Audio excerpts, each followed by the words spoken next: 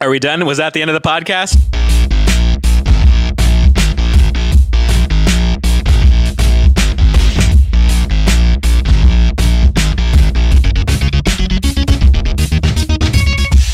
Welcome to another episode of Let's Rewatch, the show where we like to watch movies that we loved in our youth and see if they're actually still any good. As always, I'm Nick. I'm Bret. I'm Sam. I'm Ash. Am I in this? And that's Bryce. And so we've got a little bit of an unusual recording scenario here. I think we mentioned in our previous episode that this is travel season for the Let's Rewatch group. I'm currently in Scotland at the Edinburgh Film Festival, and Ash is still in California, but is about to embark on a worldwide documentary shoot. Bryce is about to get on the road, so just a little bit of a warning if there's some weird issues in our conversation. It's because of a delay over Google Hangouts, because I'm sitting on a bed in a hotel in Edinburgh right now, conducting this recording. Yeah, where usually the weirdness in our podcast just comes from Nick.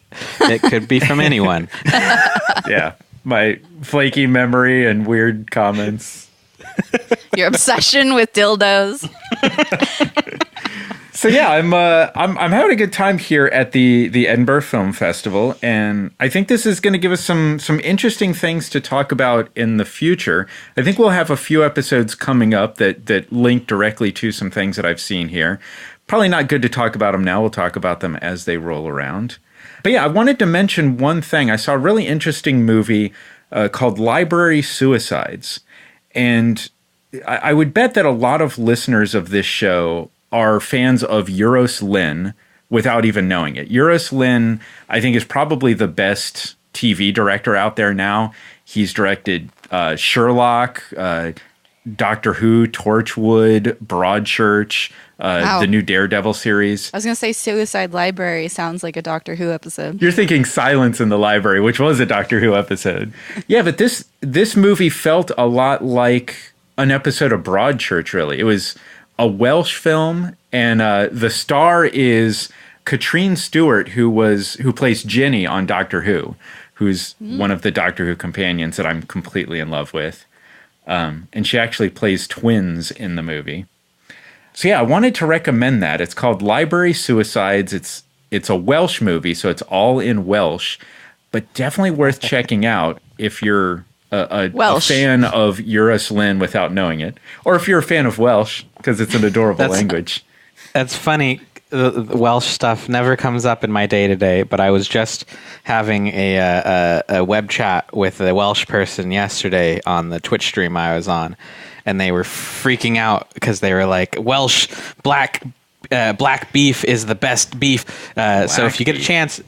it's like black cattle beef or something. Like the cows that have black fur? Yeah, but it's a thing. Like there's an international like Welsh black cattle appreciation society or some shit. Like it's apparently pretty good.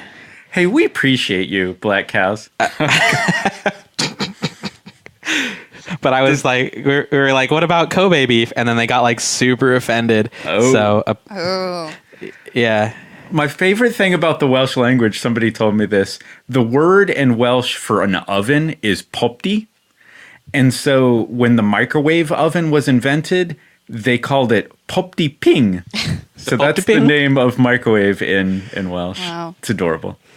So yeah, we'll talk about some more stuff that went down at the Edinburgh Film Festival as we talk about some movies we'll be doing in future episodes. But this time around, we're talking about something completely different. We're talking about Last Starfighter from 1984, which I think is actually one of Bryce's favorite movies, or something that he enjoyed a lot in his youth. Yes. I don't know if you want to jump in here, Bryce. He's nodding. It was good. Okay. Oh, Bryce loved it. When I think about Last Starfighter, I think about this is a period in time when video games were just starting to appear and get some interest. And so they started making these movies about video games. In fact, I was surprised to find when I was doing a little research, this movie came out on July 13, 1984, which was strangely the same day that Cloak and Dagger was released, which was another 80s movie about video games. Video games come to life. So that must have been a really weird weekend in the movie theater. Like, you could have gone to see Last Starfighter or Cloak and Dagger. And if you were going to that movie theater, you might have also been choosing Ghostbusters, Purple Rain, or Red Dawn.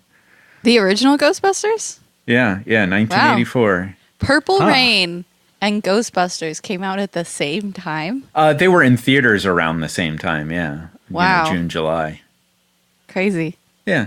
Why Which would you have chosen? Do you think Purple Rain is newer than 84? No, I would think that it was older. Just from, I've never seen it, but just from watching the trailer, like, it looks horrifically dated in comparison to Ghostbusters. You know, Ghostbusters looks dated too, but it looked pretty dated. Well, you might want to buckle up for the movie we're about to see when you start talking about things being dated. I mean, granted, it's been a while, but yeah, one of the other big interesting things about this movie is it's often cited as the first movie that used all CG visual effects. Really? Ooh. Let me It's going to look great. Are you sure about that? I'm not 100% sure, and I don't know how you quantify that. Well, I just always thought I mean, Tron was credited as the first movie with full CG effects. Is Tron CG? There are parts of it, yes. Maybe the claim here is that all of the visual effects in this movie are CG. All CG. Now I'm just thinking this is going to be like something that was filmed in someone's garage, and then they're like, yeah, we'll fix it in post. Well, what I'm afraid of is that we're going to see some very dated CG stuff. I mean, if this is the first full CG movie, it's going to be rough. I'm sure there is going to be rough. Yeah. Dirty. It's going to be lots of grid lines. Yeah. That's what CG stands for. Crappy graphics. Yeah. The thing that I saw said something like there are explosion effects and, of course, makeup effects, but everything else is CG. There's explosions. Yeah, they didn't do CG explosions. How can they say it's all CG? Yeah, that's a good question. I've heard that said of this movie many times, and I don't know what the threshold is there. Because I thought It's like how they keep counting movie opening weekend stuff as, you know, it used to be Friday night, Saturday, and Sunday. And now it's Thursday night, all of Friday, and now it's like Thursday early. Yeah. even Wednesday. Like, I saw Star Wars on a Wednesday night when it came out. Yeah. Meant to be a Friday release. And they count those Yeah. numbers towards the opening weekend, and it's like, is it the biggest opening ever, or did you just make the weekend like 5 days? Yeah, that's ridiculous. So let's talk a little bit about the creative people behind this movie, and I don't think we're going to recognize a lot of names here, but there's a few That's a interesting good sign of a connections. movie. Yeah. The director here is a guy named Nick Castle Jr. He doesn't even get a full castle. He just gets a junior castle. He's the cousin of the Punisher. That's what I was thinking, Bret. Yeah. So a few interesting little connections to some things we've talked about recently.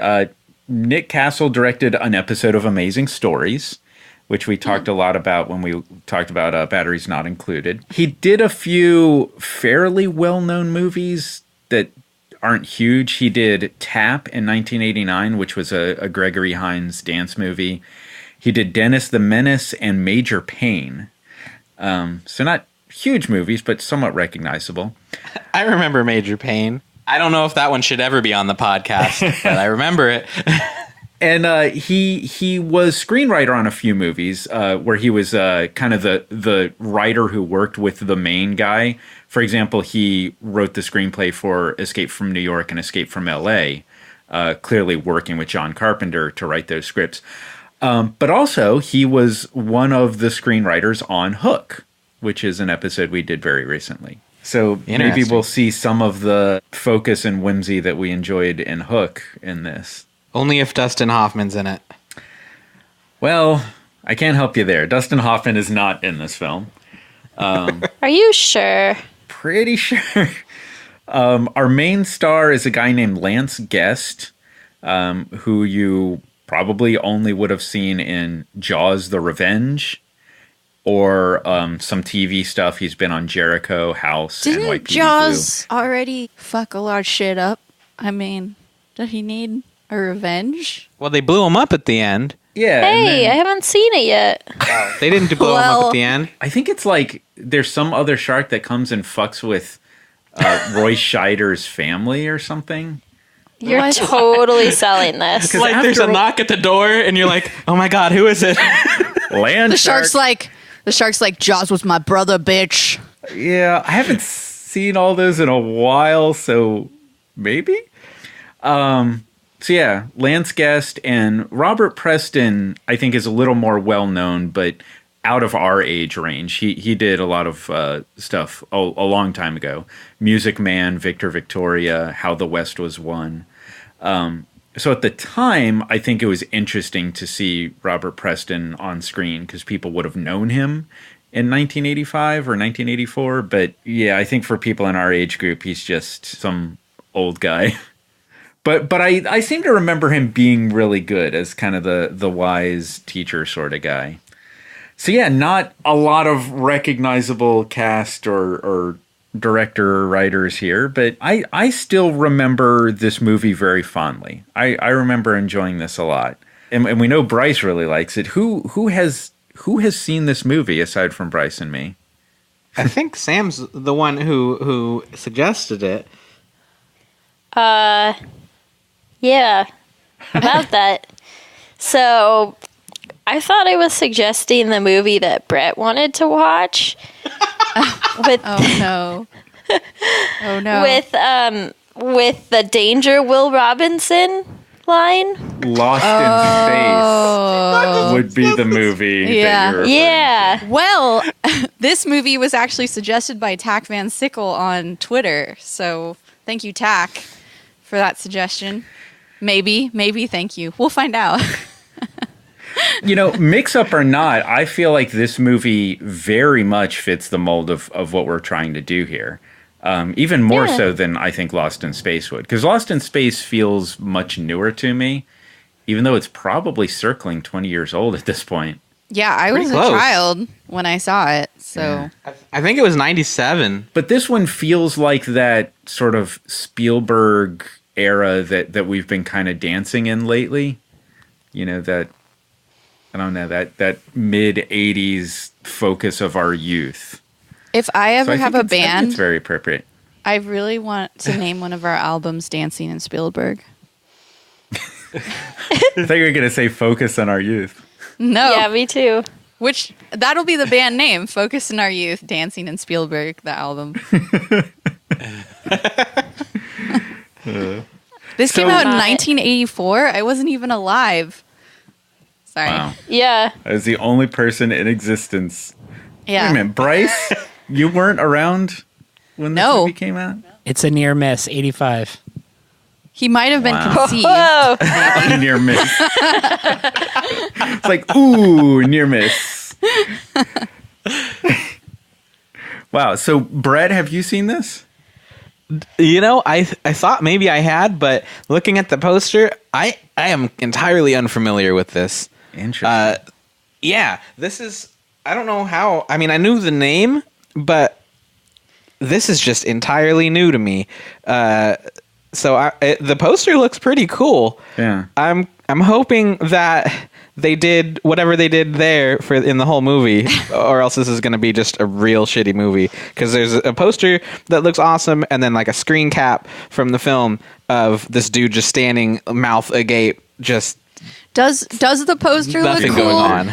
I would like to point out that the tagline for the movie is "He didn't find his dreams. His dreams found him," which does not bode well in my opinion. That sounds amazing. I'm so excited. It sounds like something that the Sphinx from Mystery Men would say. Yeah, exactly. It does. I'm glad I'm not the only one. unless your dreams find you. I'm glad I'm not the only one, Bret, because I didn't even know this movie existed until Tack suggested it on Twitter. So I didn't know either.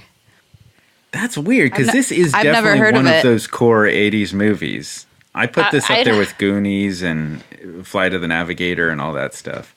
Now, Yeah. judging a book by its cover, this poster looks a shit ton better than the Tron poster. Oh, really? Interesting. Yeah.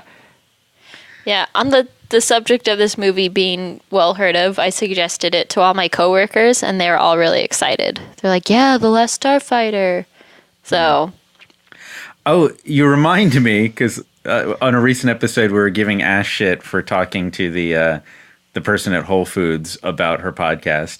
it was Trader Joe's. Thank Trader you very Joe's. much. Yeah. Ha! The cheap version of Whole Foods. I was just at the Apple Store buying a microphone for my hotel recording here, talking to the Apple Store guy about the podcast. See? And it was very hipster. But what was interesting, I told him the idea of the podcast, and he says, "Oh, that's really interesting. Recently, I just watched," and of course, I'm kind of like, "Okay, where's this going to go?" And he says, "Princess Bride." I'm like, "Oh, interesting." Because this has always been precious to us. Like, of course, Princess Bride is a masterpiece. And Right. he was Yeah. saying, like, yeah, it didn't really live up to what I remembered. It wasn't that great. It was really an idiot. predictable. Take it back, Apple of Store course employee. it's Take fucking it back. predictable. You've seen the movie. You've seen it before. But also, It's predictable.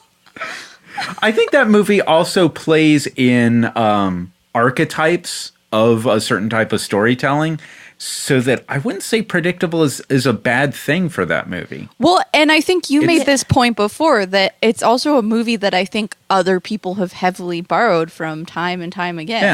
Yeah, and it's themes that are used many times in many other stories. Fuck you, Yeah. Apple Store genius. Not so smart So after all. Yeah, from all of us here at Let's Rewatch. Fuck you. Fuck you. I will watch and I that did movie tell and him- fight you. I did tell him the name of the show. There is a slim chance he might look up the show Oh and shit! listen to this I very mean, episode. thanks for your interest hope he and does. patronage. We Leave appreciate us a terrible review. Hey, he was really helpful in helping me find a microphone for this recording. So, Backpedaling to Princess Bride, the okay. awesome Marshall Vandruff did point out that there are some things in Princess Bride that would normally not work in a movie, but because the grandpa in the beginning says that, like, he sets it up that way, Yeah. that it works perfectly and flawlessly. Oh, yeah, So It's such a fantastic structure to tell the story. I mean, it is a storybook story. Yeah. Yep. And it's really cool because it walks the line of genres. Like, it doesn't fall into anyone's specific genre. That's It, true. is a comedy and a love story Yeah. and fantasy. God, this podcast is in love with Princess Bride. It's shameful. Maybe we should It's my do it. favorite. Maybe we should. No. We should find somebody who has never seen it.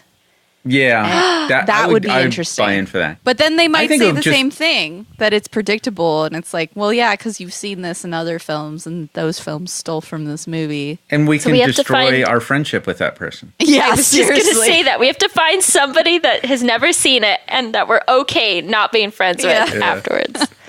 Hey, Apple Store guy. Yeah, I just think it would be fun watching that movie with you guys and talking about it, but I can't imagine any of us having a bad thing to say about it. I even love the fact that you can tell that it's a dude in a rat suit. I fucking love that so much. Not just any dude. It was the dude. Yeah, the dude. That they had to bail out of jail because he was the only guy yeah, that yeah, could yeah. play the ROUS. But yeah, we're not talking about Princess Bride. We're talking about Last Starfighter. And so I think an interesting thing. God, I always say that. That's my crutch. An interesting thing. But Why don't you say what the audience thinks? Here's another uninteresting factoid. Brett. ouch. Brett, if you don't Rude. want me here, I can leave. Oh, we love you, Nick. That's just how Brett says he loves you. Yeah. He's I had to gonna deal go- with that for many years. He's gonna go. Nick's gonna go start his own podcast with the Apple Store guy. Yeah. No, he won't because that guy didn't like Princess Bride. It could just be me and him fighting.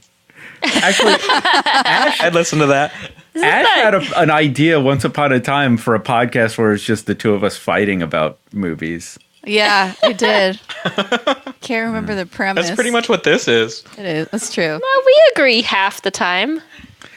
But what I was going to say is, I think you could probably describe the group of us as Star Wars and video game fans.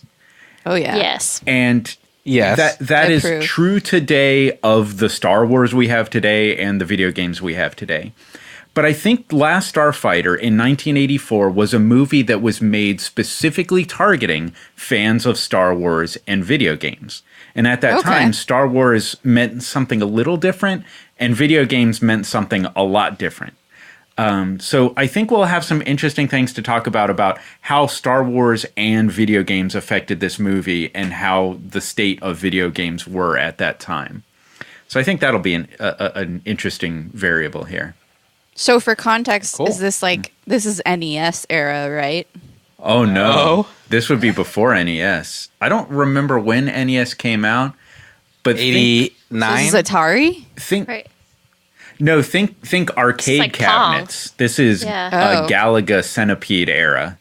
Yeah. Although A Gallagher centipede? actually, yes. Galaga. Just Come to think of that it, image in Cloak and everyone's head. Dagger, which I mentioned before, came out on the same day, and I remember Cloak and Dagger being a lot about one of the first Atari consoles. So I guess it was still a arcade cabinet transition in time to home consoles, but pre-NES. So what are you expecting, Bryce?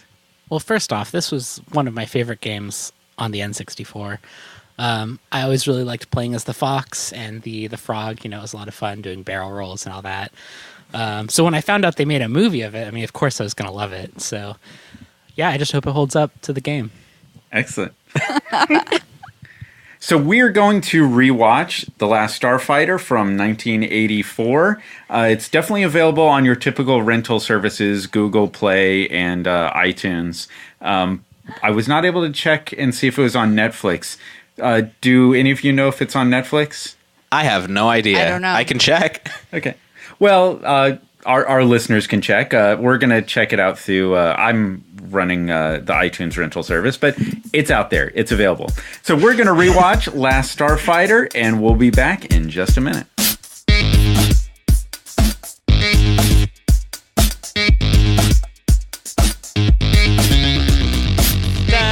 Da da da da da da da da da da da.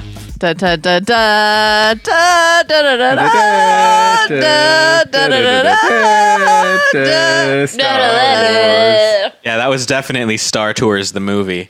So we just rewatched The Last Starfighter, and I think we should immediately address the elephant in the room. This movie stole a lot from Galaxy Quest.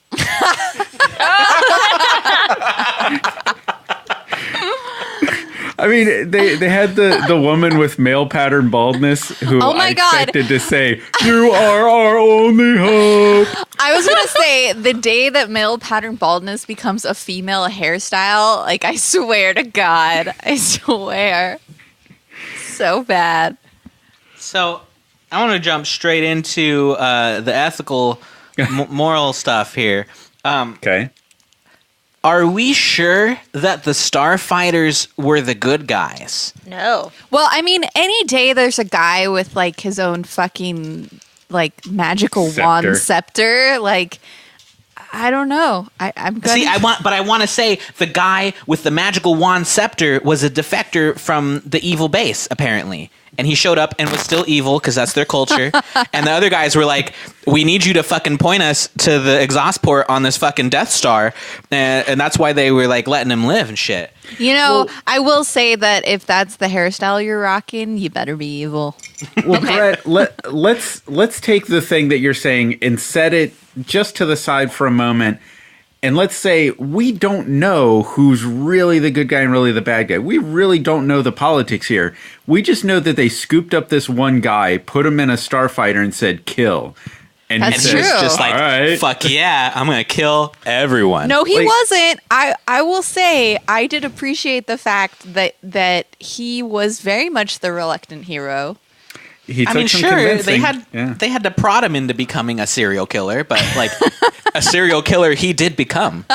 So did Luke Skywalker. He was never really interested in the politics of the thing. Like, Luke saw firsthand some evil shit. Yeah, like there was no question that the Empire was bad, but like this guy didn't fucking ask one question.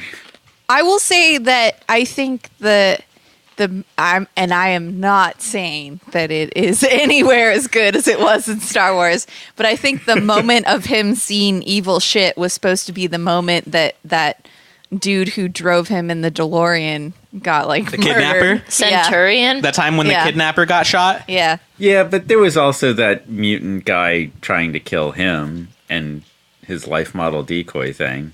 Right, so he Yeah. did see evil shit happen. I Is my guess. point. Yeah, I mean, wasn't that if we're evil. comparing like this against Star Wars, Let's not. It's they just had- not comparable. the quote unquote bad guys of this film were the one race fighting against what appeared to be an evil galactic empire with far superior technology and like the ability to create fucking humanoid beta robots that could just take your place on a planet when they kidnap you. Like that's some fucked up shit. Yeah. But it wasn't really that great of a replication. I mean, physically, yes. Mentally, no. What would you do if you were me right now? I'd laugh. Yeah, right? Perfect. Nailed it.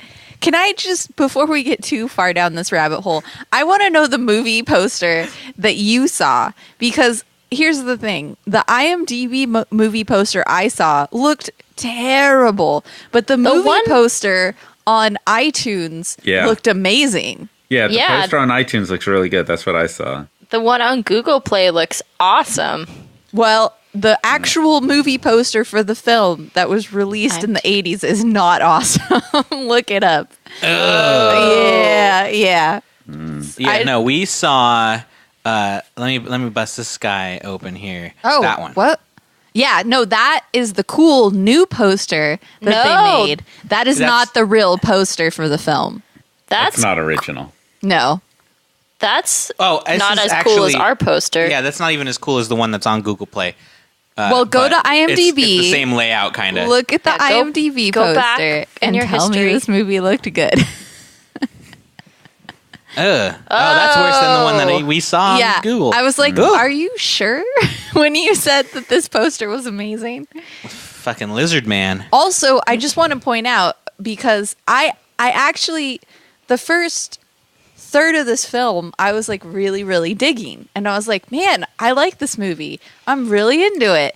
This is some good writing. So I looked up the writer, Bret, and the writer of this film is the same writer of the movie Theodore Rex, which is a movie that you sent me a trailer for, which is a movie about Whoopi Goldberg and a T-Rex Oh, yeah, we saw that being trailer. buddy cops. Oh, I no. want to see that movie so bad. It is the same writer. It's funny about this movie. I feel like it had a really pretty good premise. Yeah, but I the do too. the dialogue was so stupid. Like The whole on the bridge scene, the super super heavy fucking exposition. Like, what are you doing here, son? Yeah. I am back to tell you I'm going to kill all of you because we are in an intergalactic war between our two races. Father. yeah, And yeah. Yeah, no shit. But the first third of the movie though, the establishing the ordinary world for Alex, like actually had some great dialogue. Like that first third of the movie was actually pretty good. Like the scene with the mom where she's like, I got your mail about the loan and I'm so sorry. And there's no exposition about the loan for school, like they don't say that. It's just enough dialogue for us to understand what's going on. And it was really good. And I was like impressed. And then it's like they had another writer come in for the rest of the movie. And it's Well, so I think bad. that's also, it's made worse by the fact that they just like come up with spacey alien type names. It's like the guy's name is Centauri, really? Like Yeah. Zor, Kodan, like these are just like people who have no interest or knowledge of science fiction just trying to come up with something that sounds like aliens. I feel like the it was one a guy lot said of. Interstellar when he was excited. Oh my god, do you guys That's remember that hot ridiculous. second when saying Interstellar was like popular in the 90s or 2000s? No. 2000s. Not at No. all. Oh, That was a thing. There was a hot second where it was popular. So I totally feel like this borrowed a lot from Doctor Who, actually. Yeah. Yeah, fucking Like Centauri. Centauri, I I'm thought pretty the sure same was based thing. off of the original Doctor. Yeah. He totally reminded me of that too. And I'm not sure if the Interesting. lizard people that are in the new season of Doctor Who were in the original, but it's pretty remarkable The how lizard like people. yeah, how they looked really similar, and there were those characters that almost looked like the Ood, and Centauri is very similar to Centaurian, and I'm pretty sure that the Centaurians were in the original Doctor Who series. Oh, but the I could be wrong. Centaurans. Centaurans, yes. Yeah. It's interesting. Like that makeup job on that turtle head lizard guy was really, really rough. A Was lot it was really any rough. better in Doctor Who? Well, I guess the original Doctor Who was pretty rough. What was even up with the that lizard guy? non-original. Was he like played by the guy who played the Cowardly Lion, or like the fucking snivelly dog from Dudley Do Right? No, but I looked him up because he sounded really familiar. He's the old man in RoboCop, the guy who's like the CEO of the company, and they just called him the old man. He's been in some stuff. He's pretty recognizable. But it's not in this movie, He Yeah. did have a very ridiculous giggle in this movie. and it never landed. Yeah. It's funny. I guess you guys have not seen Enemy Mine, I think we've talked about. And a lot in this movie seems like a really low budget ripoff of Enemy Mine, including and especially the makeup for that dude. Like that Yeah. really looks like it's ripped off from Enemy Mine. Are you saying mine or mind? Enemy mime. Yeah. That would be an amazing movie. Yeah, I heard Enemy Mine, and I was like, cool, I'm down. Mine, like you tripped over a mine and it exploded. That's Enemy Mine. Can you imagine opening your door and there's just a French mine? With like a My knife. mortal enemy. It's gonna kill you. And just before you die, you scream, "You're supposed to be pantomiming the knife." Or maybe he is, and that's how he takes you by surprise, but he still kills you. Also, I really like Zoidberg's cameo in this movie. Just Was that the octopus guy? yeah. You're here to save the universe, maybe? Too good. Too good.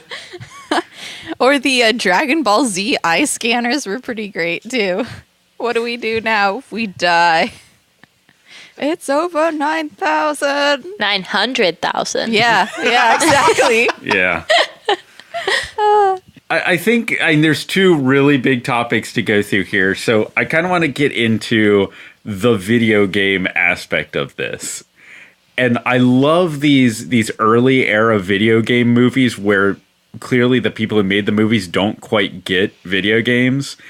And I love that everybody in this town was so excited that he was going to break the Oh my record god, right? on an arcade game. Like, I wish there was a group of people cheering me when I beat a high score. Nowadays, like, people don't give a fuck. It's like, oh, you got a little badge for doing a thing.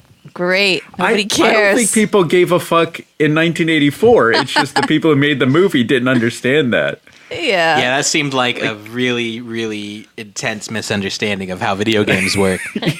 Like there was this one little line when people are cheering somebody's like, I knew that boy's gonna be going places.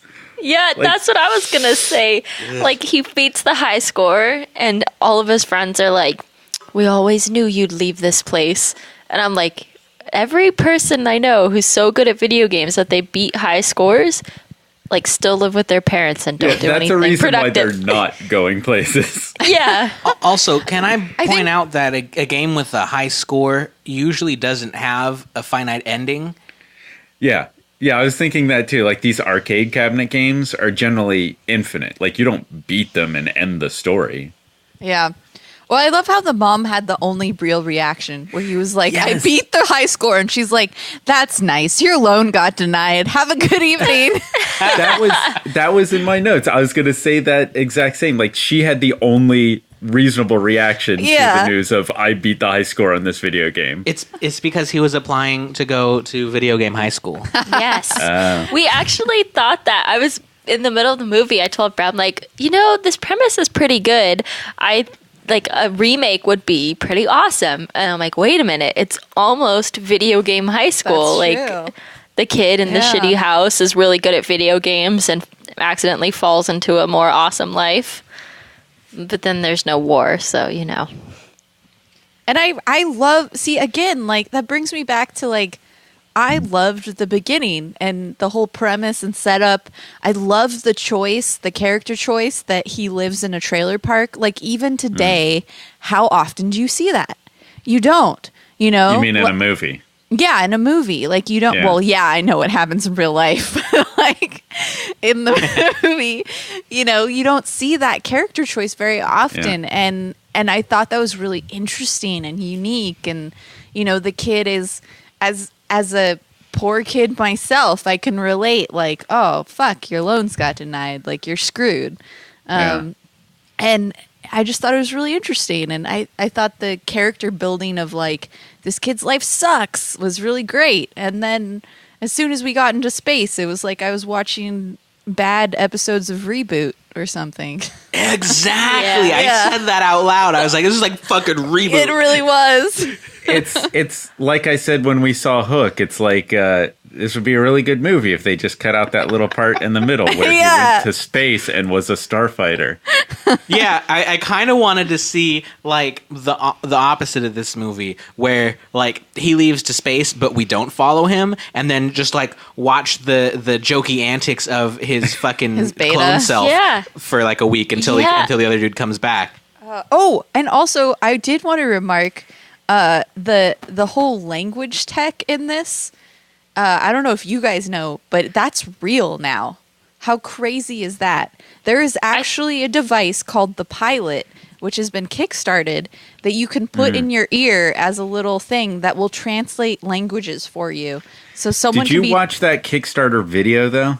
It seems like there's quite a delay. Like, it's not the magical babblefish that they make it out to be. But it's still real. Like, someone can talk to you in French and you can hear it translated in English. Like, Yeah. I've seen the phone app version of that for Mandarin.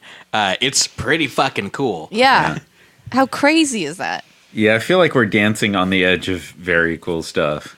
So watching this movie, and we've kind of hit on this a little bit, but it was almost a very good movie. Yeah. And I feel like I say this a lot. It really but- was, though. Their insistence on like taking the serious moments and then turning it into a fucking yuck a minute shit fest. None of the jokes landed, and every single one of them ruined an almost cool serious moment. Are you, You know? referring to all the life model decoy stuff, or The life model decoy stuff, everything they did on the bridge, the turning him into a serial killer, trip into the fucking asteroid worm. There's some Well, that was conversation in straight there. out of Star Wars. Yeah. Exactly. But the conversation they had was like almost serious. He's like, "Hey, maybe you could be a starfighter," and I can't even remember what the fucking punchline was because it was too bad. But like he was making a joke out of it, and it was just like, "No, you're like trying to talk this guy into becoming like a fucking soldier. Like, don't make a joke of it." See, I liked the decoy stuff. I thought it was pretty funny. Personally, I liked that Really? stuff. I laughed out loud Interesting. at the whole "what would you do if you're me" laughing part. I thought that was pretty funny. That was kind of funny, but it was the it didn't work so much for me? But I see, and I think the part of the problem was they, within, the first third of the film, they killed the scope. And so they like immediately, they had these sets that like honestly were not bad. I mean, sure, they're not on par with Star Wars, but they were like still pretty good. And I just kept being like, why did you even do CG? Like, these sets that you've built are so much better. And the costuming and everything. And the problem was they started to build this really cool world. And then they instantly, like, killed everyone in the base and killed that whole world building that they had spent the first third of the film building. And suddenly it became they needed to get to this place where all of the starfighters were dead. Well, I mean, did they? They needed to exactly clone the plot of Star Wars is what they needed to do. And they were trying. They were like, oh, yeah, and then remember, he didn't want to become a soldier, and then those guys came and blew up his friends and family, and then he was like, oh, shit, all right, I'll become a Jedi. We need that in this movie. And so they blew up the base the second he left. Yeah, and but they thought that was going to give you the same emotional beat, and it didn't. But the base doesn't blow up right away in Star Wars in the first third of the film. In fact, like No, they blow up Leia's planet. The base in Star Wars was Uncle Ben. Uncle Owen. Sorry, Uncle Owen. Yeah, that's not a whole Star Wars and Spider-Mans. Yeah, that's not them. See, the difference is like this was them blowing up the whole rebel resistance. Like, they destroyed the whole rebel resistance. Like, yeah, I mean, plot-wise, it was different, but they were hoping for the same emotional beat because the result of that was the guy decided to join the rebels. Right, but my point is that what happened was by doing that, they dramatically reduced the scope of the film. So suddenly you only have two characters who are carrying out the whole rest of the 2/3 of the movie. As opposed to Star Wars, you have, like, you've built this world and they still keep that world so that in the climax when that world is in jeopardy you really care about it, as opposed to here totally you know, we are in agreement because that's the whole point is that it worked in Star Wars because this movie sucked because they wrote it to have emotional ties. The scope really drastically shrank there, and maybe that made it a little less enjoyable, but that was the story they had to tell. And maybe it would have been more enjoyable if you like felt a real desperation of these remaining starfighters, you know? See, I don't think that is the story that they had to tell at all. Like, I don't think that there was only one answer to getting him to agree to be a starfighter. And I think the least likely answer to getting him to agree to be a starfighter is blowing up a bunch of people he just fucking met that he doesn't care blowing about. Up the starfighters. Yeah, like that's no. Everybody who's ever been a starfighter ever is now dead. You want to be a starfighter? Yeah, like what? Why would that convince you? No. You make a reasonable point, but then again, we are talking about a movie called The Last Starfighter. You know, you might be talking about a different story. Yeah, but The Last Samurai wasn't The Last Samurai until like minutes from the end of the movie. Yeah, exactly. And that was it still worked. You know? Or it could be like Return of the Jedi where there aren't any at all and they finally found him. There you go. Yeah, like I don't think that this was the only option that they could have written. Yeah. And I mean, I think what we're all saying here is we wish this was Star Wars. And I think it had potential. You know, they had all the pieces there because they even established like, oh, the enemy dudes are coming to Earth to kill people, and I was totally expecting them to pull another Star Wars ripoff and like kill his family or something, and like make it a serious thing, and then he returns to Earth and literally has the Uncle Owen moment, like, oh no, everybody's bodies are burnt at the trailer park, and then like they go back into space. But they also clearly had this movie set up to be followed by multiple Oh my gosh, sequels. I know. Like, at the end, it was so clear, like, oh yeah, we've got a winner here, and we're going to make lots more movies. That's true. I don't think so, guys. Like, even the main bad guy is out there somewhere and could return. You know, totally. Our hero goes back to join the resistance. I really wish there was more of that guy in the movie, to be honest. The evil guy? He was more interesting. Did you really, really want him to be Will Ferrell's character from Zoolander? My God! Bad. Yeah, we got to. I wanted him to be that guy so bad. I want to see a side by side of that. Oh, that's got to be pretty. So great.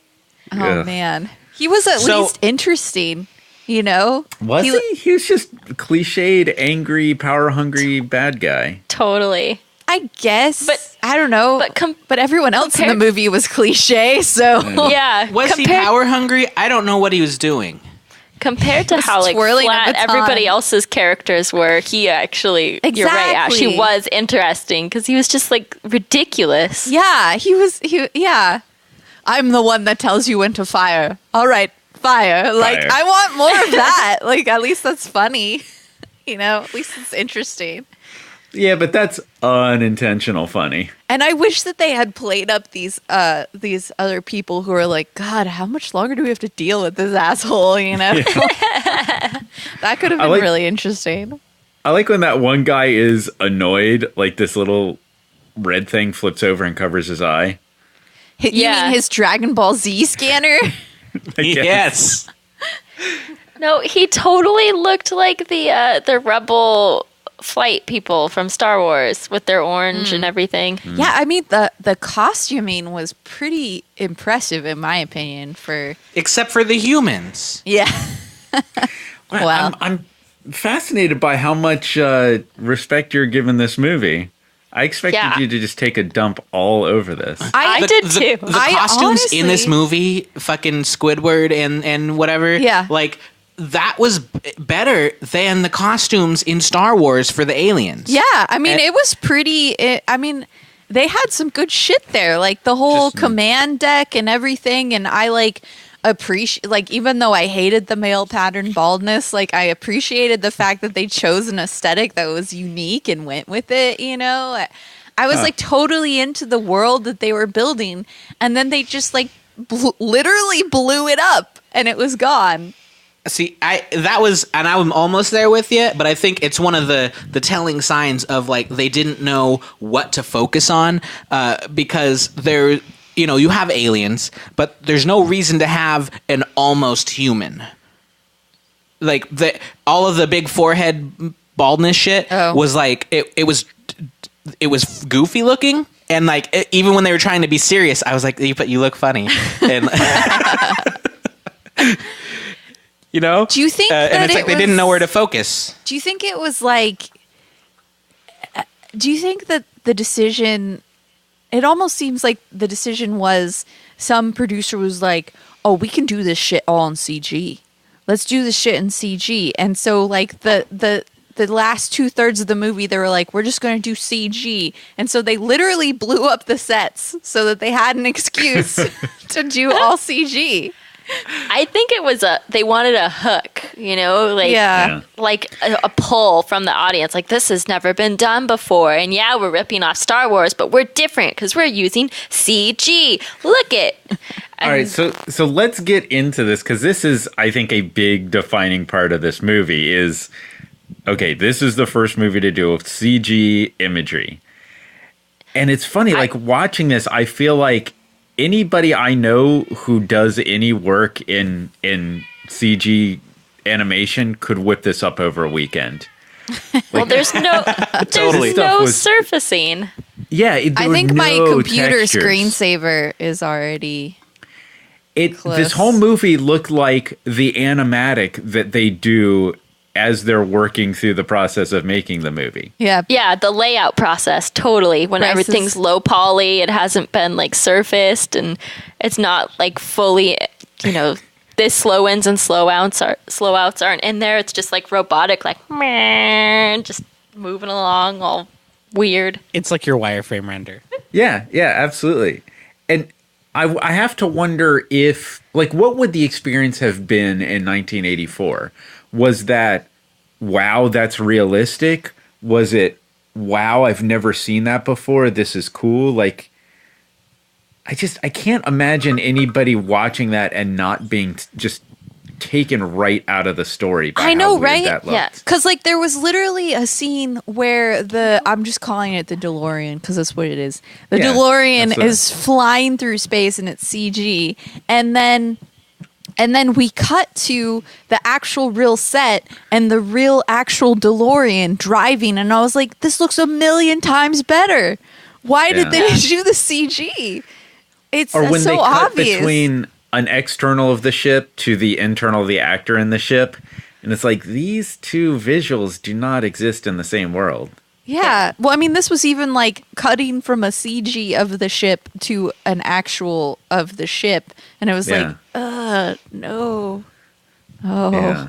Yeah, it had to have looked bad at the time. Like, there's no way that it didn't. I like how they dumbed down the graphics in the actual arcade game, too, just so that their graphics would look better. Did anyone else notice that? I thought the graphics in the game looked pretty cool, actually. Yeah, for a 1984 arcade cabinet, I think that was actually unusually good graphics. That was unusually good graphics for like a 90s arcade cabinet. Like that was pretty cool. Really? They had like 4 sides. The polygons were so... But compare it to like Galaga or Centipede, like I don't know those which are things. 2D technically. Get on your arcade game, Ash. like Pac-Man. Oh, okay. Yeah, that's kind of what arcade games were for a long time. Was 2-dimensional. Even what you might draw as the parallel to the Starfighter video game there would have been like asteroids, which was 2-dimensional. But just because you can 3D doesn't mean you should. Yes. No, but it was much cooler than it should have been. The lighting on those models was so bad. Oh no. There was a reason why people did like miniatures, and it's because they looked fucking awesome. And you could light them like a real thing, which you couldn't do in CG. And you could texture and put all these details in. And Cats hate CG. Yeah, it is amazing how CG is supposed to be this step forward, but this doesn't even come close to what Star Wars accomplished. No. totally. No. So how do you convince producers to make this movie? It's more like, how did CG become such a thing after this movie? Yeah, how did they not just flush that right down the toilet? Toy Story. Yeah, Well, clearly there were steps that built up. Yeah, I mean, Jurassic Park too, right? Like, it took a lot of convincing to convince Spielberg to do CG, but once he saw it, he was like, oh, shit. So, I mean... Yeah. And that's Maybe also Jurassic 9 Park years in as between. well, not Jurassic Park the second one. Just to clarify. I thought you were talking about... We know what No. They really had to convince Spielberg to use CG on the He second was like, Jurassic Park movie. Look, guys, I already did this shit. I'm over it. I don't know. But I mean, at least in that movie, they're artistic about it. You know, Yeah. they were blend aware well. of the. And they modeled it after actual, it was not claymation, but animatronics, and they had Phil Tippett do the animations, and then they modeled the 3D after what reality looked like. Mm-hmm. And they were really conscious of the limitations of the 3D at the time, whereas this movie, it was like, fuck it, we'll do everything. Yeah. Yeah. They also, threw some lights and, a little bit of shading and shadows in there on Jurassic Park, which we kind of a little skipped over on this one. Some texture. Yeah. Some extra Yeah, polygons. the textures are big. Maybe you would like more than 4 points on your polygon. But then again, it was a decade later, pretty much, right? Yeah. So, Yeah, I mean, there's I think... 9 a little years bit more. between this and Jurassic Park. Don't use Moore's law to justify this.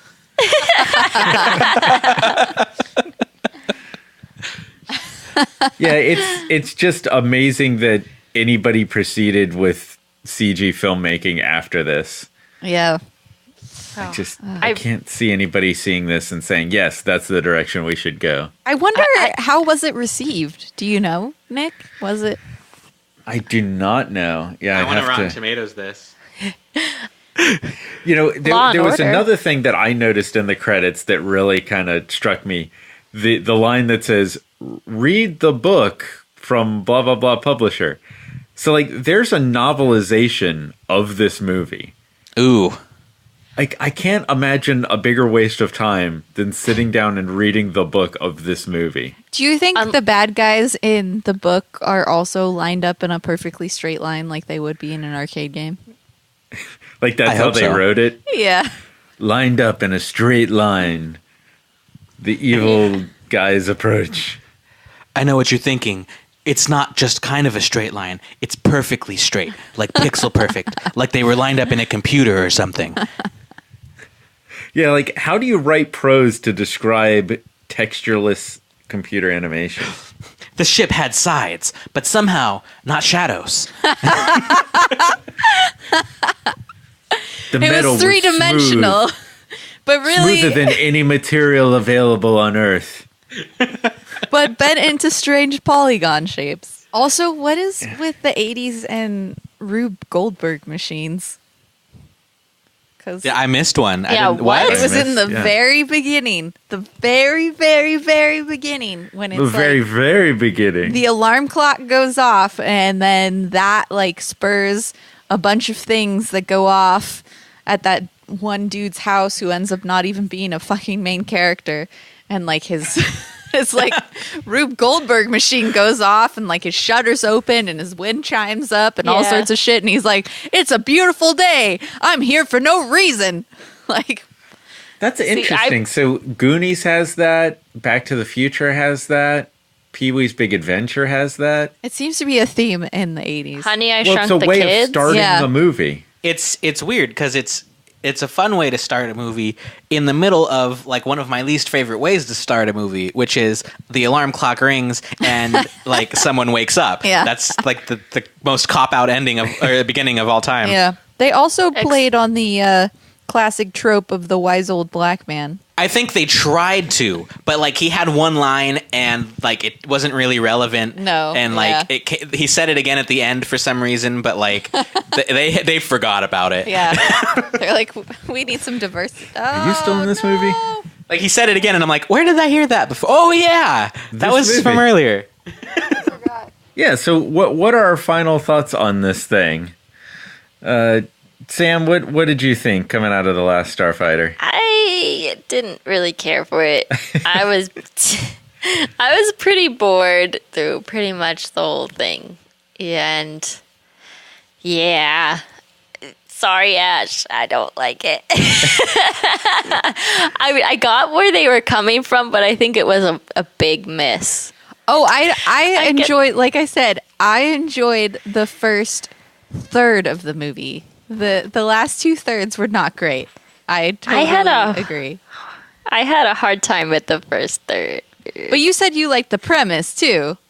Yeah, I know. thought I said that was one other thing I said is I got what they were going for, but I think it was a miss, a big So you think miss. there's an unfulfilled potential, like it was a good Yes. idea.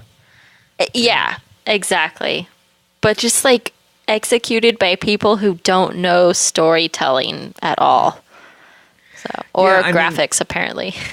I think before we started, I said that I remembered really liking this. And I think the fond memories... Were you wrong again? Did Well, you make I think- make a prediction that was wrong, Nick? I think the Says the fond girl that memories lost the that bet. I had of this are built around that tone and that feeling and that visual of that arcade cabinet in the darkness that starts calling to him and like, you know, you've proven yourself as this skilled player, so now you're going to get pulled into this bigger world. Aw, Nick, was this your dreams?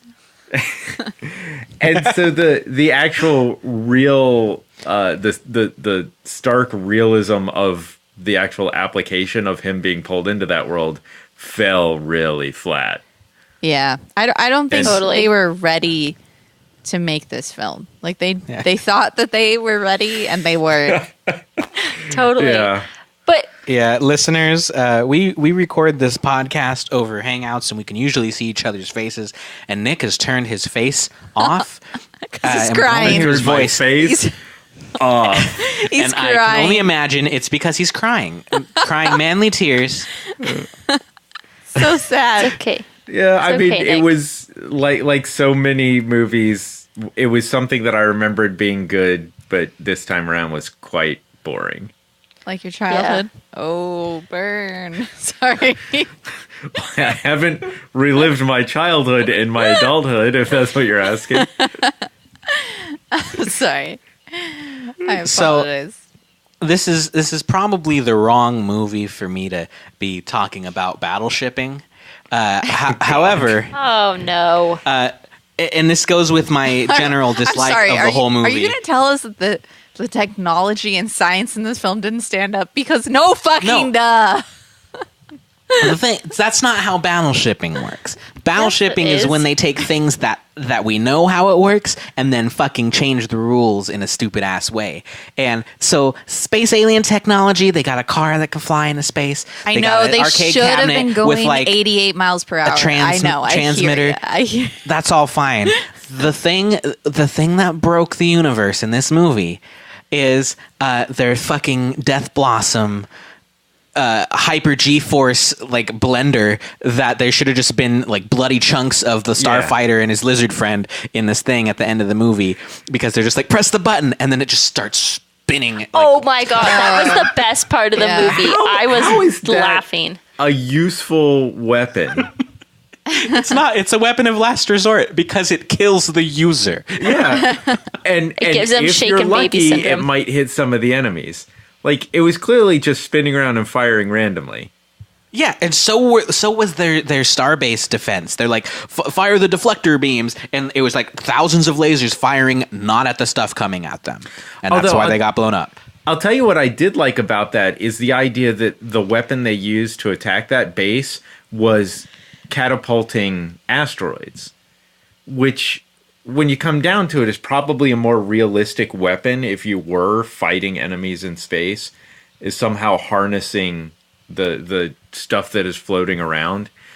If you remember, that's how the Klindathu in Starship Troopers, that was their main weapon.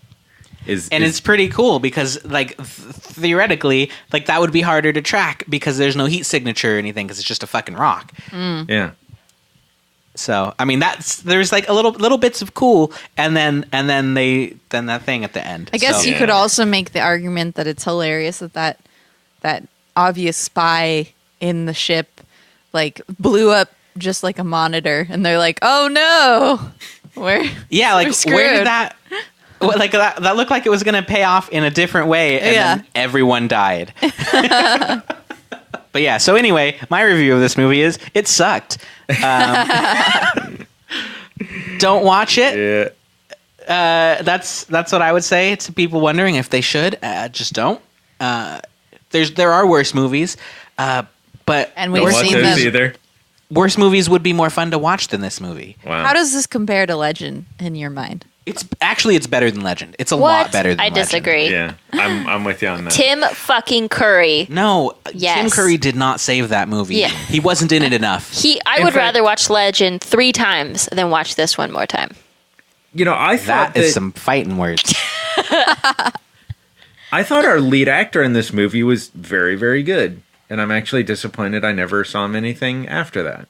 Yeah, he was all right. He wasn't bad. Yeah. His clone was a little better, but It was literally the same person.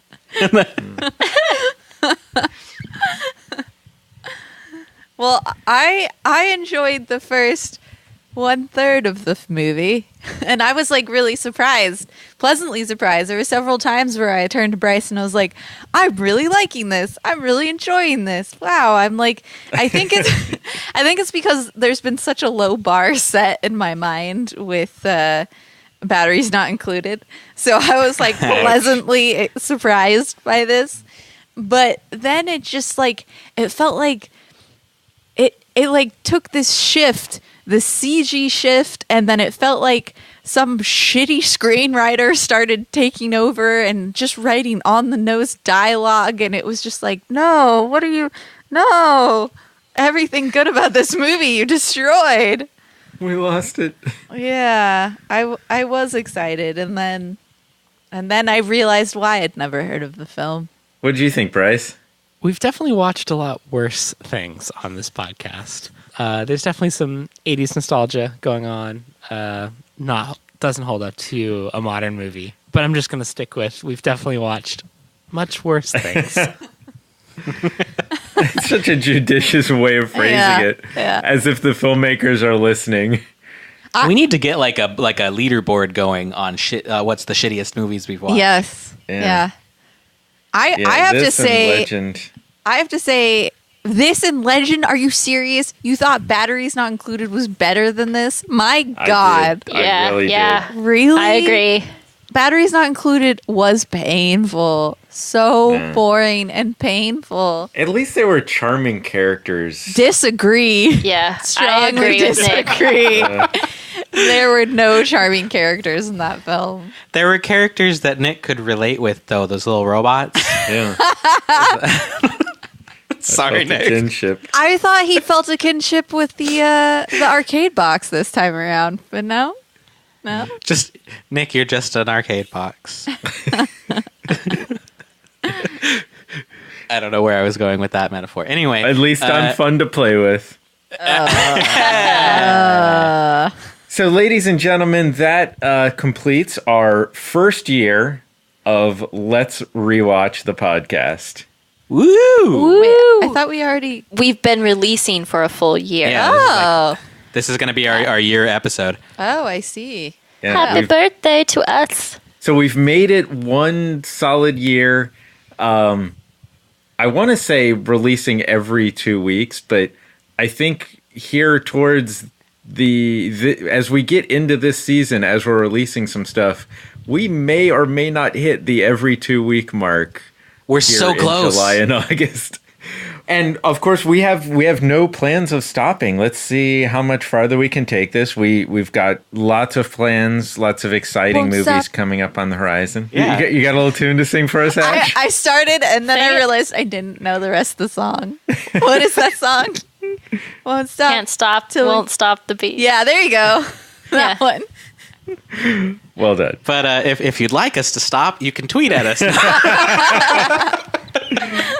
And we have a huge list of movies that we still want to cover, but we're definitely going to welcome more suggestions. You know, Ash was saying the other day that one thing we might start doing is taking 4 or 5 movies from our list, put them up on Twitter, and have people kind of choose from those 4 or 5 that we selected at any given time. Yeah, that'd be fun. So I want to get more, kind of community involvement in choosing which movies, whether it's helping us pick from our list or giving us more suggestions. We want to make this more of a community experience and have people watch movies with us. Yeah, and Yeah, totally. There's even actually I never plugged this on here, but we actually have a Patreon page. I don't know if I told you guys about this, but we have a Patreon page where and it's I think it's patreon.com/last-tv because this podcast is part of the Last-TV network.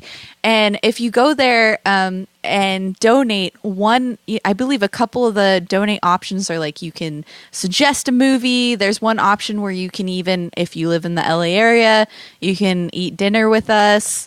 I don't know if I told you guys about that yet. But anyway, This is news to us. surprise! It'll be fun. And then another one is if you... Do we have to be in the country for that? Yeah. If you donate enough, and I think it's like $200 a month or something ridiculous, outlandish. Yes, do that. If you can do that, you can be on the podcast for an episode. But you have to donate to our Patreon for $200 and up. So go to our Patreon yeah. page and donate. We have lesser things In too. case this show isn't enough for your consumer appetites, we have a YouTube channel that's Laugh-TV filled with a drinking show that me and Ash do called Let's Drink. In case you want more very of this, funny. more of this train wreck. Yeah, this is pretty much a Let's Drink, but we don't tell people.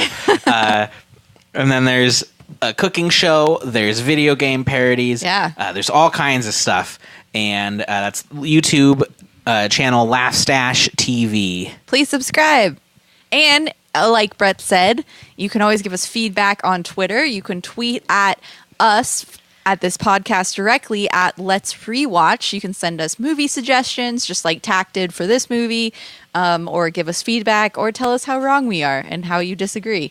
We love hearing from you guys all the time. I appreciate seeing everybody tweeting at us. And you can also tweet and follow sorry. I just had a brain aneurysm. You can follow Last TV on Twitter as well. And if you like the podcast, please go ahead and give us a positive review on either iTunes, Google Play Music, Stitcher, or a comment on Libsyn. Unless you're that Apple Store guy, then don't. Yeah, fuck you, Apple Store guy. I would assume he would enjoy this podcast. Okay, Yeah. well, if you enjoy it, Apple Store guy, then we appreciate your feedback. If not, then Yes. don't. You Move should along. watch The Princess Bride one more time, Apple Store guy, and We'll have see. an open heart. Yeah, we'll give you the benefit of the doubt, even though you're wrong. But we'll see.